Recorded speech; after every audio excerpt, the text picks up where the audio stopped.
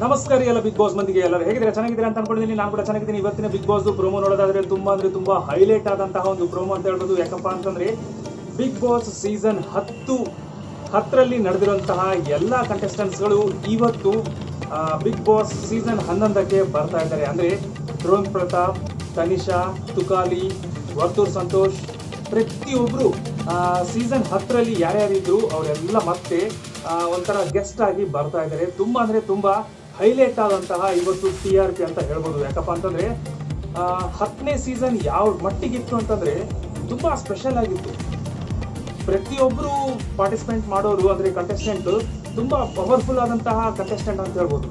ಯಾಕಂತಂದ್ರೆ ಈ ಸೀಸನ್ ಅಲ್ಲಿ ಅಷ್ಟೇನು ನನಗೆ ಕಾಣಿಸ್ಲಿಲ್ಲ. ಬಟ್ ಆದ್ರೆ 10ನೇ ಸೀಸನ್ ಅಲ್ಲಿ ಯಾರ್ಯಾರು ಎಲ್ಲರೂ ಎಷ್ಟು ಜನ ಬಂದಿದ್ದಾರೆ ಅಷ್ಟು ಜನ ತುಂಬಾ ಹೈಲೈಟ್ ಆದಂತಹ TRP ಕೊಟ್ಟಿದ್ರು. ನನಗನ್ಸಿದ ಮಟ್ಟಿಗೆ ಈ ವರ್ಷನೂ TRP ಬಂದಿದೆ ಅಂತ ಹೇಳ್ತಾ ಇದ್ದಾರೆ. ಬಟ್ ನನಗನ್ಸಿದ ಮಟ್ಟಿಗೆ ಅಷ್ಟರ ಮಟ್ಟಿಗಿಲ್ಲ.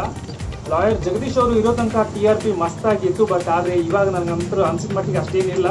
ಬಟ್ ಆದರೆ ಇವಾಗ ಸೀಸನ್ 10ರಲ್ಲಿ ಇರೋರು ಬರ್ತಾ ಇದ್ದಾರೆ. ಆ ಒಂದು ಎಂಟ್ರಿ ಮಾತ್ರ ಪ್ರೋಮೋದಲ್ಲಿ ಡ್ರೋನ್ ಪ್ರತಾಪ್ ಎಂಟ್ರಿ ಮಾತ್ರ ಹೈಲೈಟ್ ಆಗಿ ಬಂದಿದೆ. ಯಾಕಂತಂದ್ರೆ ಒಂದು ರೇಂಜಿಗೆ ಹೀರೋ ರೇಂಜಿಗೆ ತೋರಿಸಿದ್ದಾರೆ ಪ್ರೋಮೋದಲ್ಲಿ.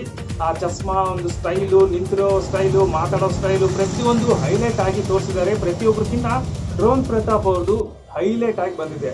ಸೀಸನ್ 10 ಓಡೋಕೆ ನನಗನ್ಸಿದ ಮಟ್ಟಿಗೆ ಹೈಯೆಸ್ಟ್ TRP ಬರೋಕೆ ಡ್ರೋನ್ ಪ್ರತಾಪೆ ಅಂತ ಹೇಳ್ಬೋದು. ಓಕೆ ಸ್ನೇಹಿತರೆ, ಇಷ್ಟು ದಿನ ಯಾವುದೇ ಕಾರಣಕ್ಕೂ ಮಿಸ್ ಮಾಡಿದ್ರೆ ಮಾಡಿರ್ಬೋದು. ಬಟ್ ಆದರೆ ಇವತ್ತು ಯಾವುದೇ ಕಾರಣಕ್ಕೆ ಮಿಸ್ ಮಾಡೋದೇ ಈ ಒಂದು ಕಾರ್ಯಕ್ರಮ ಬಿಗ್ ಬಾಸ್ನ ನೋಡಿ. ಯಾಕಂತಂದ್ರೆ ಹಳೆ ಕಂಟೆಸ್ಟೆಂಟ್ಸ್, ಹೊಸ ಕಂಟೆಸ್ಟೆಂಟ್ಸ್ ಎಲ್ಲ ಸೇರಿ ಒಂದು ರೀತಿ ಮಜಾ ಇರುತ್ತೆ.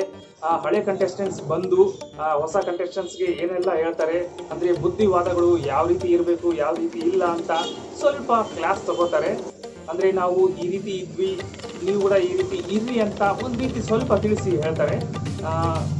ನೋಡಬೇಕು. ಅಂದರೆ ಇವತ್ತು 100% ಎಂಟರ್ಟೈನ್ಮೆಂಟ್ ತುಂಬ ಪಕ್ಕಾ ಇದೆ ಅಂತ ಹೇಳ್ಬೋದು.